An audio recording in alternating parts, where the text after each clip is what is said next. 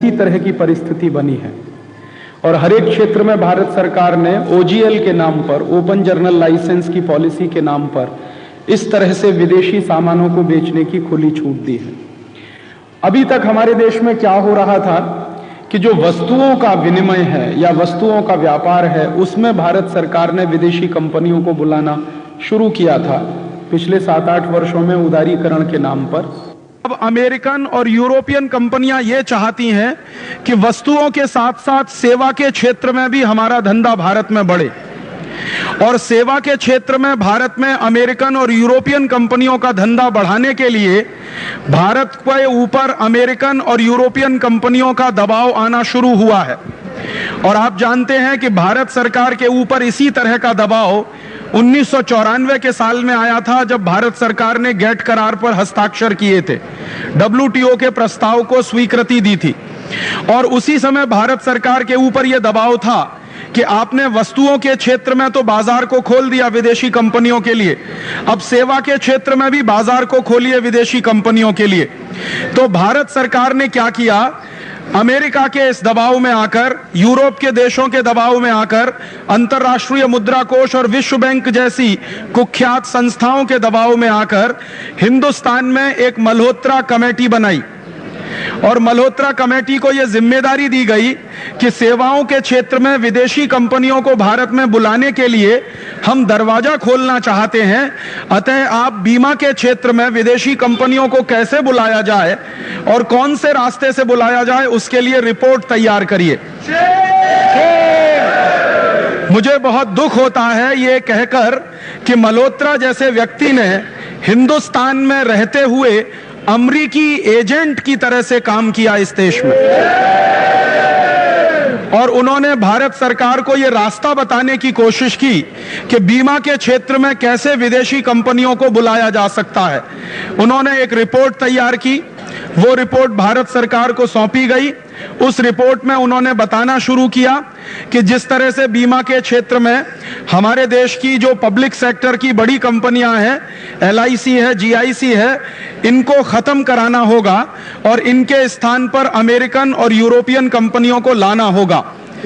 और उस प्रस्ताव को भारत सरकार ने स्वीकार करके फिर हिंदुस्तान में बीमा के क्षेत्र में निजीकरण का प्रयास, प्राइवेटाइजेशन का प्रयास और ग्लोबलाइजेशन का प्रयास शुरू किया। आप जानते हैं, और इस देश के राजनीतिक घटनाक्रम के बारे में आप गंभीरता से पढ़ते होंगे, सोचते होंगे, विचारते होंगे। हमारे देश की एक सरकार ने इस पर बहुत ही गंभीरता से काम किया कि बीमा के क्षेत्र में विदेशी कंपनियों को कैसे बुलाया जाए और बीमा के क्षेत्र में विदेशी पूंजी निवेश की छूट कैसे दी जाए। और जिस समय भारत सरकार ने यह प्रयास शुरू किया तो उस समय हमारे देश के वित्त मंत्री हुआ करते थे, उनका नाम था चिदम्बरम। चिदम्बरम जैसे लोग जब वित्त मंत्री बनते हैं हिंदुस्तान में तो उनसे यही उम्मीद हो सकती है जो वो करते रहे। मैं आपको एक सच्ची घटना बताता हूं, और मुझे बहुत दुख होता है कि किस तरह के लोग इस देश में वित्त मंत्री बनते हैं। एक बार चिदम्बरम वित्त मंत्री होते हुए लंदन गए, और लंदन में जाकर उन्होंने लंदन के कुछ बड़े बड़े पूंजीपतियों के सामने एक भाषण दिया। और उस भाषण में चिदम्बरम महोदय ने लंदन के पूंजीपतियों को कहा कि आज से कई वर्ष पहले हमने ईस्ट इंडिया कंपनी को भारत में बुलाया था, और ईस्ट इंडिया कंपनी ने हिंदुस्तान को लूटा था और 200 वर्षों के लिए हिंदुस्तान को गुलाम बनाया था।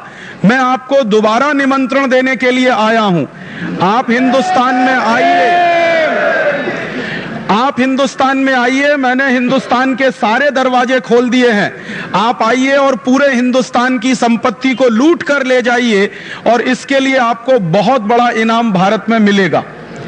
मुझे शर्म आती है कि ऐसे चिदम्बरम नाम के लोग इस देश में वित्त मंत्री बन सकते हैं। और उन्होंने अपनी पूरी की पूरी वफादारी अमेरिकन और यूरोपियन पूंजीपतियों के साथ निभाते हुए हिंदुस्तान में विदेशी बीमा कंपनियों को बुलाने का रास्ता बनाने का प्रयास किया, और उसका एक बिल तैयार करके उन्होंने संसद में पेश करने के लिए तैयारी की। उस समय बहुत अच्छा हुआ कि हिंदुस्तान की जो विपक्षी पार्टियां थी उन्होंने उस विधेयक को पारित नहीं होने देने की कसम खाई थी, और विपक्षी पार्टियों ने एकजुट होकर उस विधेयक को सरकार के किसी भी ताकत से पारित नहीं होने देंगे ऐसा संकल्प किया। नतीजा ये हुआ कि भारत सरकार को विधेयक वापस लेना पड़ा। मुझे बहुत खुशी हुई उस दिन, और खुशी इस बात की हुई कि हिंदुस्तान की तमाम राजनीतिक पार्टियों ने अपने बहुत सारे अंतर विरोधों को बाजू में रखकर एक राष्ट्रीय प्रश्न पर समझौता किया और विदेशी बीमा कंपनियों को भारत में रोकने के लिए विधेयक को पारित नहीं होने दिया। लेकिन उससे ज्यादा दुख की बात मुझे आज ये हो रही है कि जिन राजनीतिक पार्टियों ने चिदंबरम के वित्त मंत्री होने के समय में बीमा क्षेत्र में विदेशी कंपनियों को घुसने नहीं देने का विधेयक पारित नहीं होने दिया था, आज दुर्भाग्य से वही राजनीतिक पार्टियां हिंदुस्तान के बीमा क्षेत्र का विदेशीकरण करने की तैयारी कर रही हैं। जिन लोगों ने जिंदगी भर स्वदेशी का नारा लगाया, जिन्होंने जिंदगी भर लोगों को स्वदेशी का नारा लगाकर वोट बटोरा, जिन्होंने जिंदगी भर राष्ट्रवाद की बात करी, जिन्होंने जिंदगी भर सांस्कृतिक राष्ट्रवाद का नारा लगाया, आज उन्होंने अमेरिका के सामने घुटने टेक कर हिंदुस्तान का बीमा क्षेत्र विदेशी कंपनियों को खोलने का फैसला किया है। यह चिदंबरम ने जो किया था उससे भी ज्यादा अफसोस का काम अब भारतीय जनता पार्टी की सरकार इस देश में करने जा रही है। मैं मानता हूं कि यह बहुत ही खराब काम इस देश में होने जा रहा है, और बाकायदा क्या किया है इन देश की सरकारों ने कि एक तरफ तो बीजेपी की सरकार है, नेशनल डेमोक्रेटिक अलायंस की सरकार है, वो बीमा के क्षेत्र में विदेशी कंपनियों को बुलाने की तैयारी कर रही है। दूसरी तरफ कांग्रेस की पार्टी ने भारत सरकार को पूरी तरह से समर्थन देने का फैसला कर लिया। अब आप जरा ध्यान देंगे कि एक तरफ कांग्रेस पार्टी, दूसरी तरफ नेशनल डेमोक्रेटिक अलायंस, दोनों ने मिलकर फैसला कर लिया है कि अब वो बीमा के क्षेत्र में विदेशी कंपनियों को लाने के लिए तैयार हैं। इसका माने हिंदुस्तान के दो बड़े राजनीतिक दलों ने पूरे हिंदुस्तान के विदेशीकरण का अभियान शुरू कर दिया है।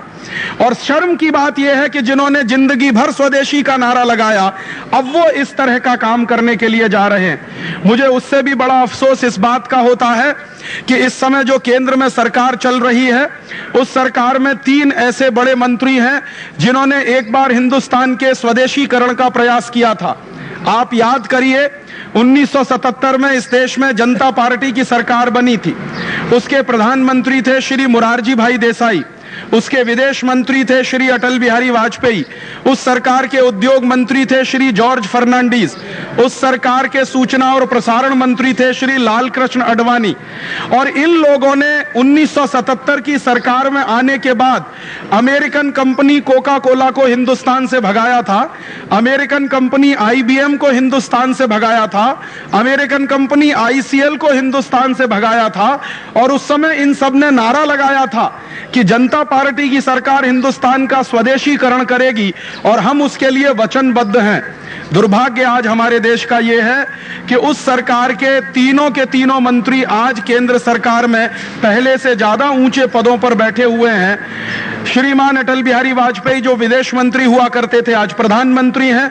श्री लाल कृष्ण आडवाणी जो पहले सूचना और प्रसारण मंत्री हुआ करते थे, वो आज गृह मंत्री हैं।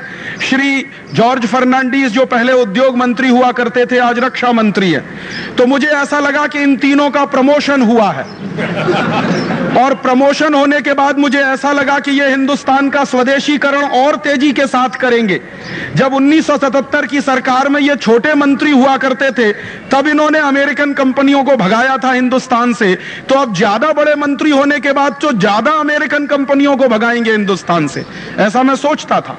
लेकिन मेरा सोचना गलत साबित हुआ, और अफसोस इस बात का है कि अभी यही लोग सबसे पूरी ताकत लगाकर अमेरिकन कंपनियों को भारत में बुलाने का खेल खेल रहे हैं।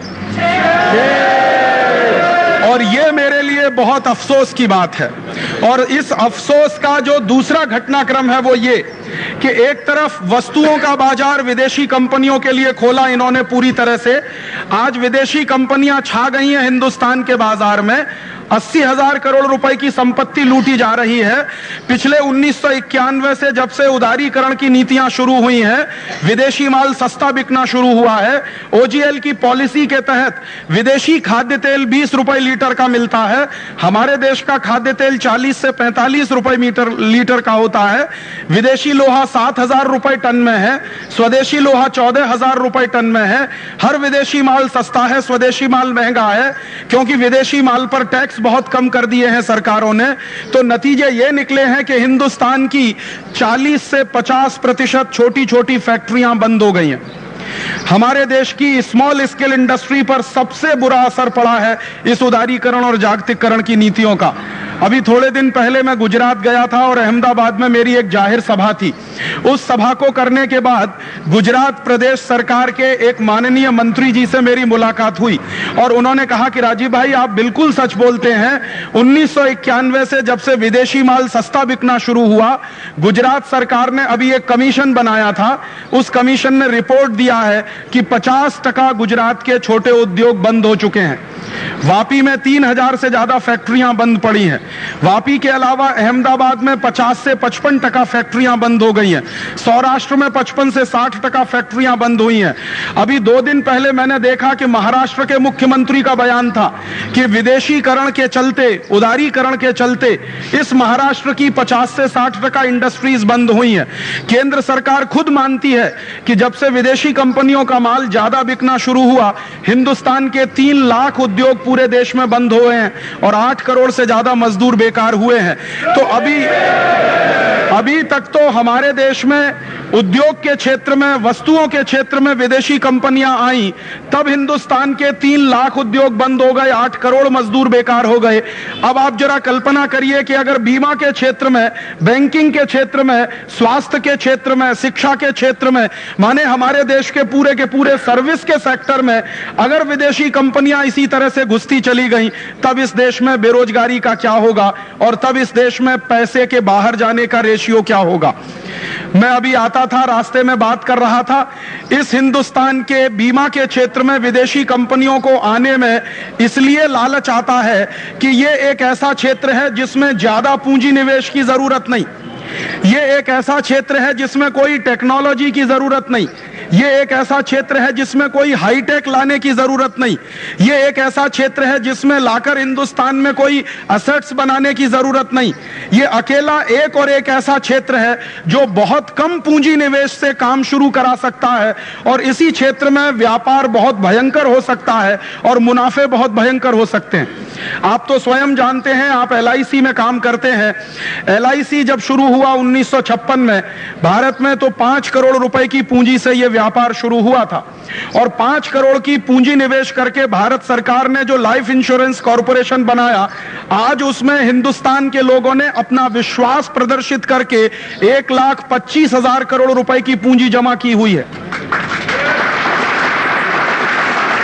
इस बात का अर्थ जरा गहराई से समझिए कि जो व्यापार हमारे देश में 5 करोड़ रुपए से शुरू हुआ, माने 5 करोड़ रुपए के इनिशियल पेड अप कैपिटल पर LIC का काम शुरू हुआ और आज उस LIC के पास फंड्स के रूप में हिंदुस्तान के लोगों ने अपना विश्वास प्रदर्शित करते हुए 1,25,000 करोड़ रुपए दे रखा है जो आपके पास जमा है। इसका अर्थ यह है कि हिंदुस्तान के लोगों के मन में बचत करने की बड़ी भारी मन में संकल्प शक्ति है। यह इस बात का प्रमाण है कि हिंदुस्तानी आदमी बचत करता है और अपने किए गए खून पसीने की कमाई के बचत को आपके पास रखता है। और आप भी क्या करते हैं, क्योंकि आप इस राष्ट्र के लिए बने हैं और ये राष्ट्र आपका है, आप इस राष्ट्र के हैं, तो आपके पास जो इस तरह की बचत आती है वो आप हिंदुस्तान के ही विकास के काम में लगाते हैं। मैं देख रहा था कि इसी LIC ने हिंदुस्तान के विकास के काम में विद्युत के क्षेत्र में 10,000 करोड़ रुपए का निवेश किया है। और इसी तरह से पानी के क्षेत्र में माने हिंदुस्तान के लोगों को पीने का पानी उपलब्ध हो, उसके लिए 10-12 हजार करोड़ रुपए का पूंजी निवेश, गृह के काम के लिए, हाउसिंग के काम के लिए। मैं कुल मिलाकर देख रहा था कि हिंदुस्तान की सामाजिक सेवाओं को बढ़ाने के लिए LIC ने लगभग 25 से 30 हजार करोड़ रुपए का इन्वेस्टमेंट अभी तक किया। माने लोगों की कुल जमा पूंजी आपके पास 1.25 लाख करोड़ है, और वही जो पूंजी लोग जमा करते हैं उसी में से आपने अब तक लगभग 30 हजार करोड़ रुपए का इन्वेस्टमेंट किया है, जो देश के लोगों को सुविधाएं देने के लिए है, उनको बिजली की सुविधाएं देने के लिए, पानी की सुविधाएं देने के लिए। इसका माने ये है कि LIC जैसी कंपनियां या GIC जैसी कंपनियां या सर्विस सेक्टर की हिंदुस्तानी कंपनियां इसी देश के विकास के काम में अपना पैसा लगाती हैं। और मैंने ये भी जाना और मुझे बहुत खुशी हुई कि आप जितना मुनाफा कमाते हैं उसमें से सिर्फ 5% भारत सरकार को जाता है, 95% मुनाफा आपके जो पॉलिसी धारक हैं उन्हीं में बट जाता है। तो जो कंपनियां 95% अपने मुनाफे का पूंजी धारकों में बंटवारा करती हों, ऐसी कंपनियों के क्षेत्र में अगर विदेशियों को घुसाया जाएगा तो आप सोचिए कि क्या होगा इस देश का।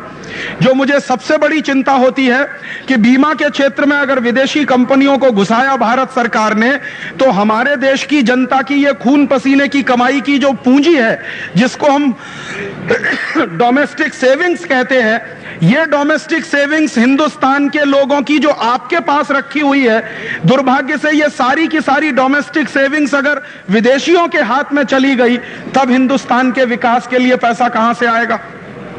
आप जानते हैं कि दुनिया के जिन देशों ने भी सच्चा विकास किया है वो अपने देश की घरेलू बचत को ध्यान में रखकर किया है। आप दुनिया के किसी भी विकसित देश का उदाहरण लीजिए, जैसे चीन का उदाहरण लीजिए। चीन ने आज तक 50 साल में जितनी भी तरक्की की है, उस तरक्की में सबसे बड़ा योगदान चीन के लोगों के घरेलू बचत का रहा है, डोमेस्टिक सेविंग्स का रहा है। आज दुनिया में अगर कोई एक और एक देश ऐसा है जहां पर डोमेस्टिक सेविंग्स सबसे ज्यादा है, तो उसका नाम है चीन। चीन का एक साल का जो सारा का सारा GDP होता है, जो ग्रॉस डोमेस्टिक प्रोडक्ट का सारा उनका वैल्यू होता है, उसका 36% वहां सेविंग्स होती हैं। तो चूंकि उन्होंने अपने जो उत्पादन हो रहा है पूरे राष्ट्र में चीन के, वहां की उत्पादन के 36% तक के स्तर तक उन्होंने घरेलू बचत बनाई है, और उस बचत ने चीन का विकास करने में महत्वपूर्ण भूमिका निभाई है।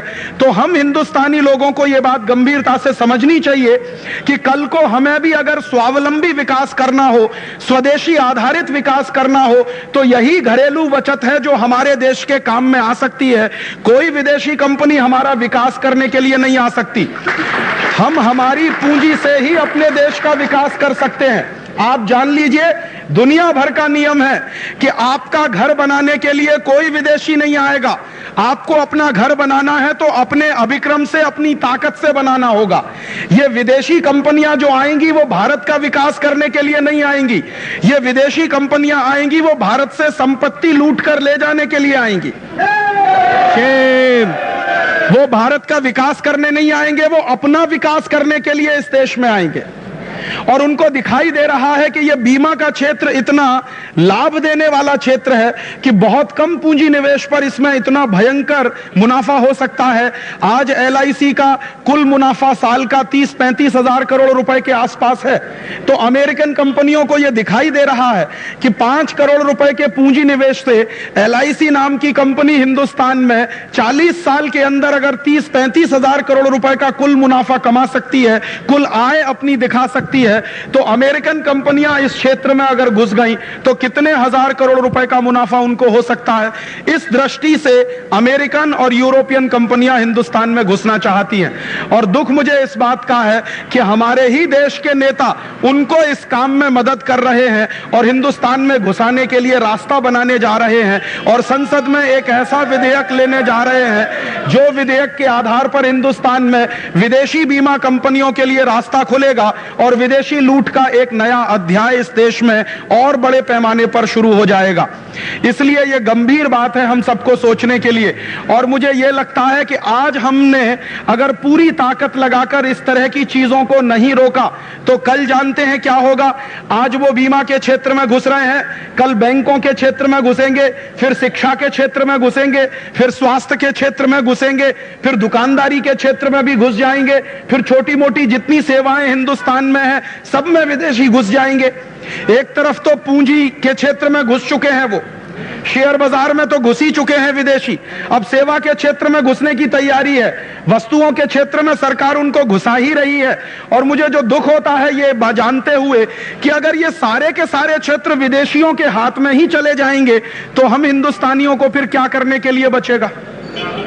ये हम सबके लिए एक गंभीर प्रश्न है और ये हमारे अस्तित्व से जुड़ा हुआ प्रश्न है, ये हमारे हिंदुस्तान के अस्तित्व से जुड़ा हुआ प्रश्न है, राष्ट्र की अस्मिता के साथ जुड़ा हुआ सवाल है, राष्ट्र की आर्थिक आजादी के साथ जुड़ा हुआ सवाल है, राष्ट्र की संप्रभुता के साथ जुड़ा हुआ सवाल है। मैं बहुत बार इन नेताओं से मिलता रहता हूं और कभी कभी मैं इनसे पूछता हूं कि आप जब कुर्सी पर नहीं होते हैं तब बड़ी बड़ी बातें करते हैं और कुर्सी पर बैठते ही आपकी हवा क्यों निकल जाती है, आप ये उल्टे काम करना क्यों शुरू करते हैं। तो अक्सर ये नेता आप मुझको क्या जवाब देते हैं, वो कहते हैं राजीव भाई आप तो जानते ही हैं कि पुरानी सरकारों ने बहुत सारे समझौते कर रखे हैं, 1994 की सरकार ने गेट करार का समझौता कर दिया, अब हमारी मजबूरी ये है कि हमें वही समझौता हिंदुस्तान में आगे बढ़ाना है। और मैं फिर उनको एक सवाल और पूछता हूं कि अच्छा अगर यही बात है कि पुरानी सरकार ने एक समझौता किया जिसका नाम गेट करार का समझौता या डंकल प्रस्ताव या WTO का एग्रीमेंट, और हम मानते हैं कि वो गलत समझौता था और आप भी उसी गलत समझौते को आगे बढ़ा रहे हो, तो आप में और पुरानी सरकार में फर्क क्या?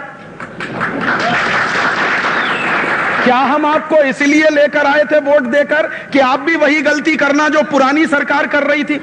पुरानी सरकार ने अगर हिंदुस्तान को खड्डे में फेंका तो आप उसको खड्डे से निकाल के खाई में फेंकना चाहते हो। हम एक सरकार लाते हैं, वो गलतियां करती है, उसको हटाते हैं, दूसरी सरकार लाते हैं, अब दूसरी सरकार भी वही गलती करे जो पुरानी सरकार करती है, तो ये सरकार बदलने का नाटक क्यों करते हो? तुम सब मिलकर एक ही खानदान क्यों नहीं बना लेते? हिंदुस्तान के लोगों को क्यों बेवकूफ बनाते हो कि हम अलग खानदान के हैं, हम अलग खानदान के हैं, हमारा चुनाव चिन्ह हाथ का पंजा, हमारा चुनाव चिन्ह कमल का फूल, ये सब एक कर दो। जब पुरानी सरकार की नीतियों को ही तुम्हें चलाना है और नई सरकार कोई नई नीति बनाना ही नहीं चाहती, तो हम तो मानते हैं कि जनता के लिए तो ये सब खानदान एक ही है, इसमें कोई फर्क नहीं है। और अगर आपकी नीतियों में फर्क नहीं है तो जब आप वोट मांगने जाते हो तो क्यों बोलते हो फलानी पार्टी बेकार है, मेरी पार्टी बहुत अच्छी है? कहो कि हम सब पार्टी वाले एक ही थाली के चट्टे बट्टे हैं, जो वो करते हैं वो हम करने वाले हैं। अब आपकी हिम्मत हो तो वोट दीजिए, वरना मत दीजिए। और अगर इस ईमानदारी से वोट मांगोगे तो मैं गारंटी से कह सकता हूं कि अभी तक तो हिंदुस्तान की 50% जनता ही वोट देने जाती है, फिर शायद 5% जनता भी वोट देने नहीं जाएगी। लेकिन ये ऐसा नहीं करते, ये जब चुनाव लड़ते हैं तो बड़े बड़े वायदे करते हैं आपसे और बड़े बड़े सपने दिखाते हैं आपको और ऐसे ऐसे मुद्दे उठाते हैं जिनका मुझसे और आपसे कुछ लेना देना नहीं। पिछला चुनाव हुआ उसमें मुद्दा उठाया स्थिरता का, पिछला चुनाव हुआ उसमें मुद्दा उठाया गुड गवर्नेंस का। मेरे लिए गुड गवर्नेंस का मतलब क्या? मेरे लिए गुड गवर्नेंस का मतलब यह है कि पुरानी सरकार की हुई गलतियों को नई सरकार नहीं करेगी, वही मेरे लिए गुड गवर्नेंस है। अगर पुरानी सरकार ने विदेशी कंपनियों को बुलाकर हिंदुस्तान के बाजार को खोला, हिंदुस्तान के 3 लाख उद्योग उसमें बंद हो गए, 8 करोड़ मजदूर बेकार हो गए, तो गुड गवर्नेंस का मतलब क्या होगा कि नई सरकार आएगी, वो 3 लाख बंद पड़े हुए उद्योगों को नया खुलवाएगी और 8 करोड़ जो बेकार हुए हैं उनको नया काम दिलवाएगी। तब तो मैं समझता हूं कि गुड गवर्नेंस हुई। अब नई सरकार आकर बोलती है कि पुरानी सरकार ने तो 3 लाख उद्योग बंद कराए थे, हम 6 लाख और कराएंगे। तो यह गुड गवर्नेंस हुआ कि बैड गवर्नेंस हुआ? और मुझे तो यही समझ में नहीं आता कि वो 13 महीने सरकार चली और गिर गई तो दुनिया भर में स्थिरता का नारा लगा दिया, अब तुम्हारे पास स्थिर मेजॉरिटी आ गई तो तुम 13 महीने की सरकार ने जितनी विदेशी कंपनियों को बुलाया उससे और ज्यादा आप बुलाना चाहते हो। तो स्थिरता किसके लिए? जनता के लिए कि तुम्हारी कुर्सी के लिए? तो स्थिरता का नारा या गुड गवर्नेंस का नारा जनता के लिए नहीं है। स्थिरता का नारा और गुड गवर्नेंस का नारा उनकी अपनी जो कुरीतियां हैं, जो उन्होंने गलत नीतियां बना रखी हैं, उन्हीं को लगातार आगे बढ़ाने के लिए है। इसका अर्थ बिल्कुल साफ है। इसका अर्थ यह साफ है कि अब हिंदुस्तान की दो राजनीतिक पार्टियों से तो आप कोई उम्मीद नहीं कर सकते कि वो इस राष्ट्र के हित में कुछ करेंगे। उन्होंने तो गठजोड़ कर लिया है, और गठजोड़ ऐसे विचित्र तरीके से किया है कि अभी थोड़े दिन पहले फिक्की का एक सम्मेलन हुआ था दिल्ली में। उस सम्मेलन में हमारे माननीय प्रधानमंत्री गए और भाषण देकर आए कि मैं उदारीकरण की गति को और तेज करने वाला हूं। दूसरे दिन मैंने देखा कि श्रीमती सोनिया गांधी भी पहुंच गई वहां भाषण देने, और उन्होंने कहा कि भारत सरकार जब उदारीकरण की गति को तेज करेगी तो हम पूरा समर्थन सरकार को देने वाले हैं। तो इसका माने अंदर खाने में दोनों की दोस्ती है, बाहर खाने में झगड़ा है। आपको दिखाने के लिए झगड़ा है, मुझको दिखाने के लिए झगड़ा है। अंदर ही अंदर कोई झगड़ा नहीं है, समझौता कर रखा है कि तुमने जितना देश बेचा उससे ज्यादा हम बेचेंगे, तुमने जितनी चैंपियनशिप मारी है उससे ज्यादा हम मारेंगे, तुमने हमको समर्थन दिया था हम तुमको समर्थन देंगे। इस तरह के गठजोड़ की राजनीति अब शुरू हुई है। और मुश्किल यह है कि जब इस तरह की राजनीति देश में चलती है और इस तरह के विधेयक लाने जब शुरू हो जाते हैं संसद में, तो आप जानते हैं कि एक नया तरीका और आया है। कहते हैं इस देश में प्रजातंत्र चलता है, लेकिन आप जानते हैं कि डिक्टेटरशिप भयंकर पैमाने पर चल रही है इस देश में। कैसी डिक्टेटरशिप चल रही है, मैं व्यक्तिगत रूप से जानता हूं कि कांग्रेस पार्टी में ऐसे कई एमपी हैं जो बीमा क्षेत्र के निजीकरण के पूरी तरह से विरोधी हैं। भारतीय जनता पार्टी में ऐसे कुछ एमपी हैं जो बीमा क्षेत्र के विदेशीकरण और निजीकरण के पूरी ताकत के साथ विरोधी हैं। और आप भी जानते हैं, मैं भी जानता हूं। लेकिन क्या होगा, मैं आपको आज बताता हूं कि जो लोग विरोधी हैं बीमा क्षेत्र में विदेशी कंपनियों को बुलाने के, उनको व्हिप जारी किया जाएगा। एक तरफ बिल लाया जाएगा, दूसरी तरफ पार्टियों की तरफ से व्हिप जारी किया जाएगा, और व्हिप जारी करके सांसदों को यह बताया जाएगा कि जो सरकार चाहती है वैसा वोट डालो। अगर तुमने सरकार के कहने पर वोट नहीं डाला, तुमको पार्टी से निकाल दिया जाएगा। और आजकल के एमपीज इतने कमजोर हो गए हैं कि उनको पार्टी छोड़ना मंजूर नहीं है, भले ही देश खड्डे में चला जाए। वो बातचीत में कई बार मुझे कहते हैं, मैं कई एमपी से मिल चुका हूं, 250 से ज्यादा एमपी से मैं पिछले 3 वर्षों में मिला हूं, और मैंने हर एक से यह पूछा कि आप क्या मानते हैं, विदेशी कंपनियों को ज्यादा आना चाहिए, बीमा के क्षेत्र में आना चाहिए, बैंकिंग में आना चाहिए? वो कहते हैं नहीं आना चाहिए। तो मैंने जब उनसे पूछा कि अच्छा ईमानदारी से ये बताना, ये बिल आएगा तब तुम क्या करने वाले हो? तो उन्होंने कहा राजीव भाई हम तो कुछ नहीं कर सकते, व्हिप आएगा और जो व्हिप कहेगा वही हमें तो करना पड़ेगा। तो मैंने कहा आप फिर ईमानदारी से ये बताओ कि जब आप वोट मांगने आते हो मेरे पास, तो आप बोलते हो कि हम आपके प्रतिनिधि बनेंगे इसलिए आप हमको वोट दीजिए, तो आप मेरे प्रतिनिधि बनकर वोट लेकर संसद में जाकर बैठते हो और काम पार्टी का करते हो। प्रतिनिधि मेरे बने हुए हो, काम पार्टी का करते हो, तो तुमसे जैसा बेवकूफी वाला आदमी कौन है? मुझसे वोट मांगा, मैंने तुमको वोट दिया, 6-7 लाख की आबादी का आप रिप्रेजेंटेशन करते हैं, तो आपकी जिम्मेदारी वो 6 लाख वोटर के प्रति है या एक पार्टी के अध्यक्ष के प्रति है? आप बताइए। और अगर आप ईमानदारी से ये कहते हैं कि हमारी प्रतिबद्धता पार्टी के प्रति है, तो फिर आप ये क्यों कहते हैं कि हम आपके प्रतिनिधि हैं? आप मेरे प्रतिनिधि कहां हैं? आप तो पार्टी के प्रतिनिधि हैं। और दुर्भाग्य हम सबका यह है कि ये सारे के सारे एमपीज जब संसद में जाकर बैठते हैं तो इनको जितनी पगार मिलती है वो जनता के प्रतिनिधि के रूप में मिलती है, इनको जितनी सुविधाएं मिलती हैं वो जनता के प्रतिनिधि के रूप में मिलती हैं, इनको जितनी और दूसरी तरह की सेवाएं मिलती हैं वो जनता के प्रतिनिधि के रूप में मिलती हैं, लेकिन काम ये जनता के प्रतिनिधि के रूप में नहीं करते। दुर्भाग्य मुझे ये कहना पड़ता है कि ये सब सांसद पार्टियों के बंधुआ मजदूर हो गए। बॉन्डेड लेबर होता है ना, वो मालिक की इच्छा के अलावा कुछ नहीं कर सकता, वैसे ही बॉन्डेड लेबर हमारे ये सब सांसद हो गए। एक तरफ मानते हैं सिद्धांत रूप में कि आपकी बात बराबर है, लेकिन संसद के अंदर जब उसके विरुद्ध वोट डालने की बात आती है तो वो कहते हैं कि ये हमारी क्षमता के बाहर है क्योंकि पार्टी का व्हिप जारी हो गया। आप जान लीजिए, ये पार्टियों ने व्हिप जारी करने की जो परंपरा बनाई है, ये हिंदुस्तान को डिक्टेटरशिप की तरफ ले जाने की निशानी है, हिंदुस्तान को हिटलर शाही की तरफ ले जाने की निशानी है। ये हिटलर शाही यही होती है जहां कोई अपने मन की बात नहीं कह सकता। एक नेता सोचता है, एक अध्यक्ष सोचता है, एक आदमी समझौता करता है और बाकी सबको मजबूर किया जाता है कि तुम उसको मानो और उसका पालन करो। वैसे हिटलर शाही की तरफ यह देश बढ़ रहा है। जैसे जैसे विदेशी पूंजी निवेश बढ़ रहा है, जैसे जैसे विदेशी कंपनियों का प्रवेश बढ़ रहा है, वैसे वैसे हिंदुस्तान अब हिटलर शाही की तरफ बढ़ रहा है।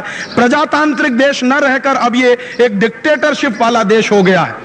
अब ऐसी परिस्थिति में हमारे सामने चुनौती है और ये हमारे सामने जिम्मेदारी भी है कि हम इस लड़ाई को कैसे लड़ें। तो मेरा आपसे एक निवेदन है कि इस लड़ाई को लड़ने के दो रास्ते हमारे सामने हैं। एक रास्ता तो ये है कि ये लड़ाई आपके अकेले की लड़ाई नहीं है, ये पूरे भारत की अस्मिता की लड़ाई है। क्योंकि मैं ऐसा मानता हूं कि बीमा के क्षेत्र में, सेवा के क्षेत्र में, बीमा के क्षेत्र में, बैंकिंग के क्षेत्र में, इस सारे के सारे क्षेत्र में विदेशी पूंजी का आना, हिंदुस्तान की अस्मिता का चला जाना, यह सीधा सीधा उससे जुड़ा हुआ। और आप जानते हैं हमारे देश में एक अमेरिकन राजदूत हुआ करते थे, उनका नाम था फ्रैंक विजनर।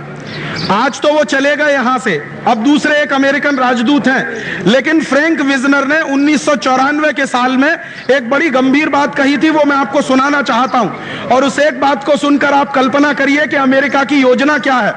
फ्रैंक विजनर ने 1994 के साल में दिल्ली में एक सभा में यह बोला कि अमेरिका की पूंजी निवेश करने वाली जो बीमा की कंपनियां हैं, माने अमेरिका के सर्विस सेक्टर की जो कंपनियां हैं, वो जिस दिन भारत में घुस जाएंगी उस दिन अमेरिकन पूंजीपतियों का सारा प्रभुत्व हिंदुस्तान पर छा जाएगा। और उसने ये बात बहुत स्पष्टता से कही कि अमेरिकन बीमा कंपनियां, वो चाहे LIC में हो, लाइफ इंश्योरेंस में हो या जनरल इंश्योरेंस में हो, अमेरिका की बीमा कंपनियां अमेरिकन पूंजीवाद का और अमेरिकन साम्राज्यवाद का झंडा उठाने वाली कंपनियां हैं। आप जरा गौर करिए फ्रैंक विजनर के शब्दों को। उसने कहा कि अमेरिका की बीमा कंपनियां अमेरिकन साम्राज्यवाद का झंडा लेकर चलने वाली कंपनियां हैं। और जिस देश में अमेरिका की बीमा कंपनियां या सेवा क्षेत्र की कंपनियां जम जाती हैं, उन्हीं देशों में अमेरिकन साम्राज्यवाद का झंडा गड़ जाता।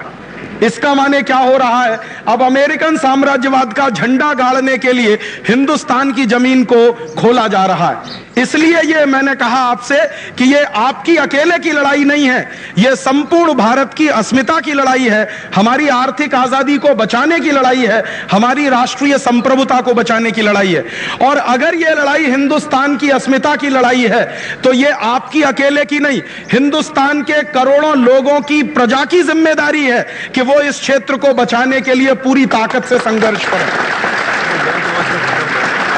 जिन लोगों ने हमारे LIC या GIC में पूंजी निवेश किया है, आपकी पॉलिसीज खरीदी हैं, जिन लोगों ने 1,25,000 करोड़ रुपए का इन्वेस्टमेंट किया है एक तरह से आपके सेक्टर में, उनकी भी जिम्मेदारी बनती है कि वो इस क्षेत्र को बचाने के लिए संघर्ष करें।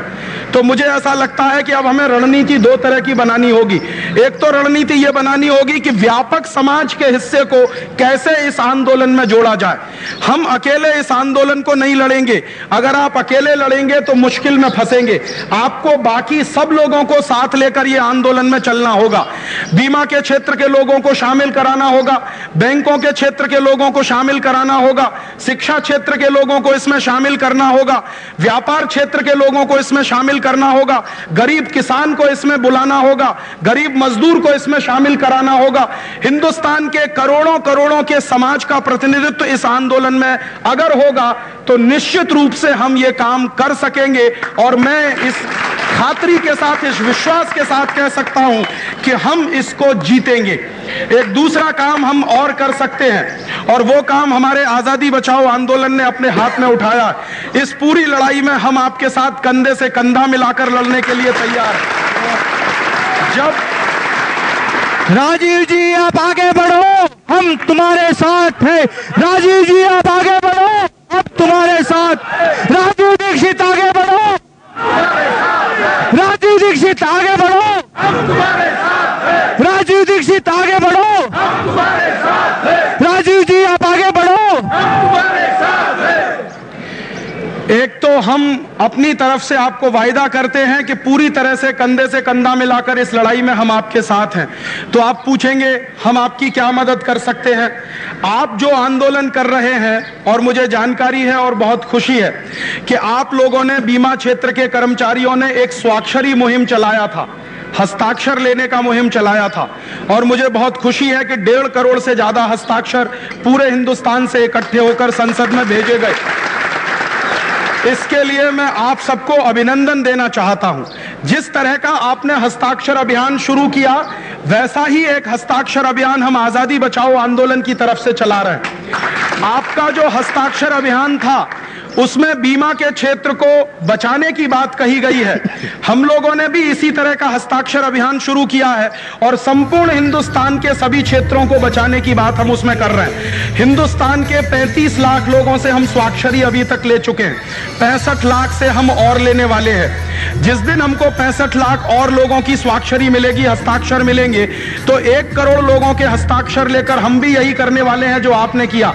आपके 1.5 करोड़ हस्ताक्षर ने भारत सरकार पर काफी दबाव बनाया है और संसद के ऊपर बहुत दबाव बनाया है। जिस दिन वो हस्ताक्षर सौंपे गए थे, मैं उस दिन दिल्ली में था।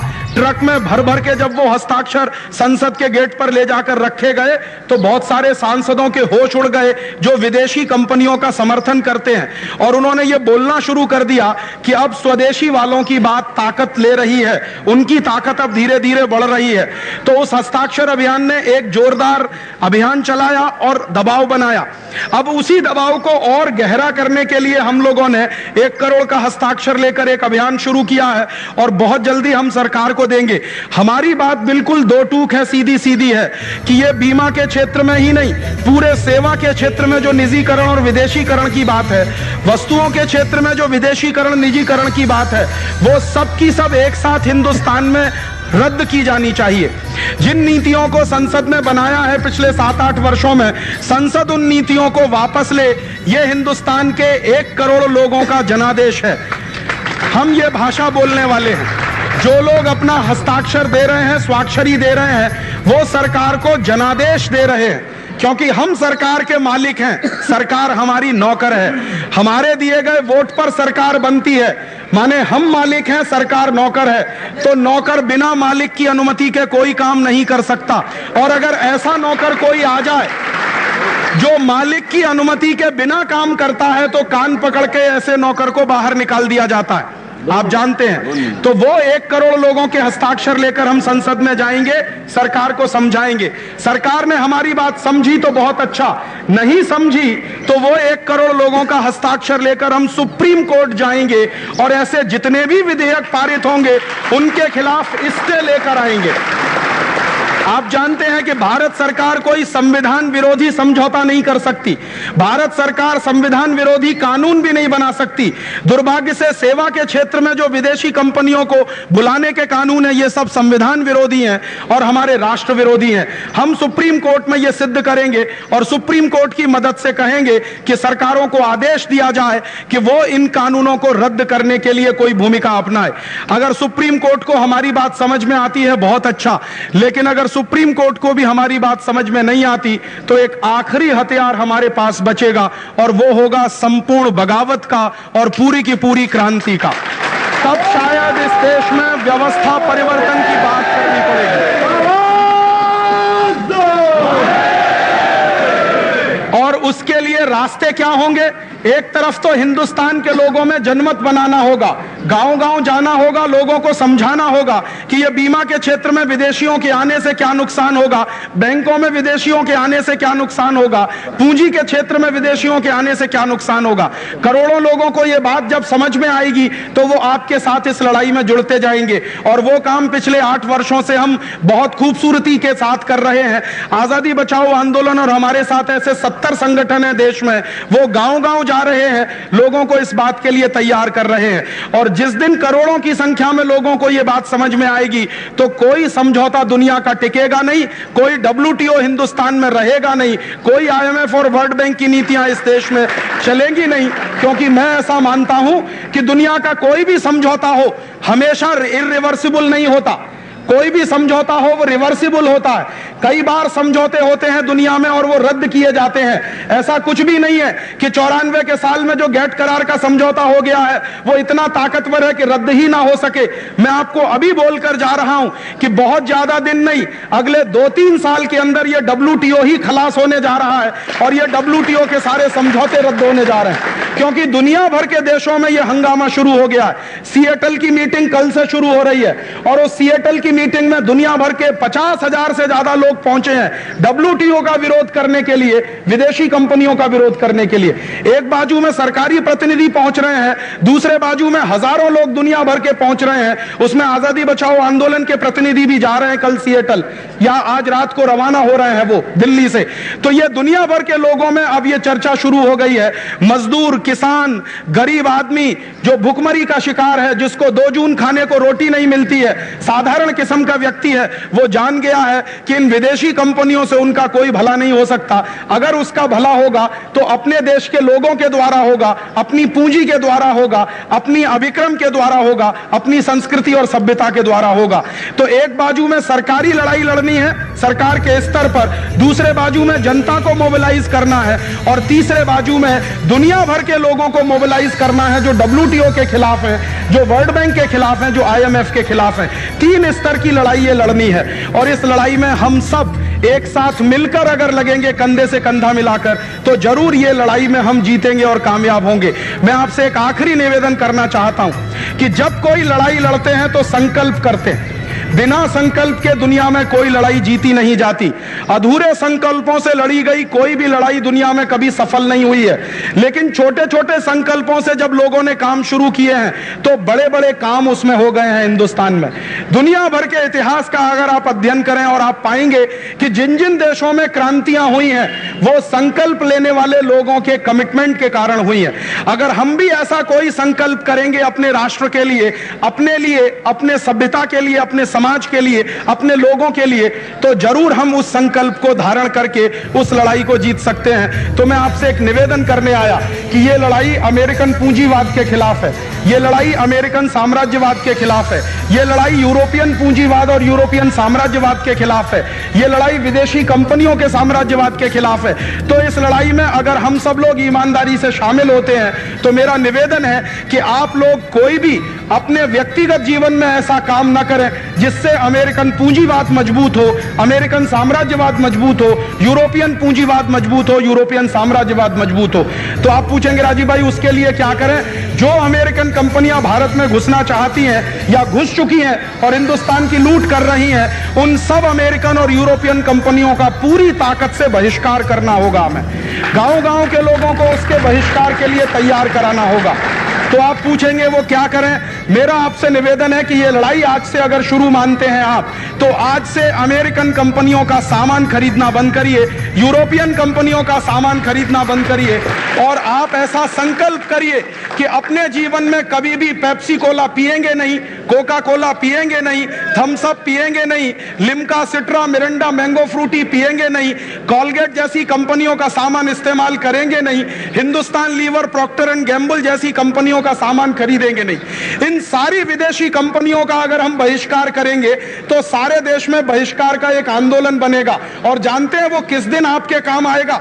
अगर आज आपने विदेशी और अमेरिकन वस्तुओं का बहिष्कार कराया और हिंदुस्तान की जनता इस बहिष्कार के आंदोलन में शामिल हुई, तो कल जब अमेरिकन बीमा कंपनियां भारत में आएंगी तो उन अमेरिकन बीमा कंपनियों का बहिष्कार कराने के लिए हमें पूरी ताकत के साथ जनता के पास जाने का अधिकार होगा। एक साथ ये बहिष्कार का आंदोलन पूरे देश में चलेगा तो जरूर हम इसमें सफल होंगे। ये लड़ाई का आखिरी हिस्सा होगा। मैं आपसे यही निवेदन करने आया था और निवेदन के साथ साथ एक विनम्रता के साथ अनुमान आग्रह करने आया कि आपने ये लड़ाई अगर शुरू की है तो इसको जारी रखिए, किसी भी कदम पर इस लड़ाई को कमजोर मत होने दीजिए। जितना बन सके आप अपनी ताकत और क्षमता से इसको लड़िए।